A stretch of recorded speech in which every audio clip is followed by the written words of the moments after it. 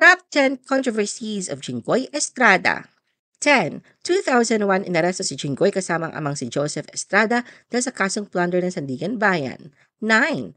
2014, kinasuhan si Jinggoy ng plunder sa ombudsman dahil sa 10 billion pesos pork barrel scam ni Janet Lim Napoles.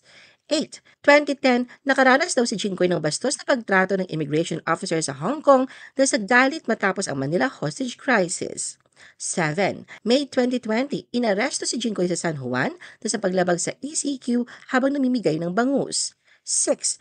October 2022, sinabi ni Jinggoy na pinag-iisipan niyang ipagbawal ang K-drama, ngunit nilinaw na wala itong konkretong plano. 5. Nag-viral ang video ni Jinggoy na nakikipagtalo sa isang babae at nilinaw niyang nangyari ito sa kanyang pagbisita sa lugar ng sunog para magpahayag ng ayuda. 4. Binatiko si Jinggoy dahil sa insensitive na pagtatanong sa pagdinig ukol sa pag-aabuso sa showbiz.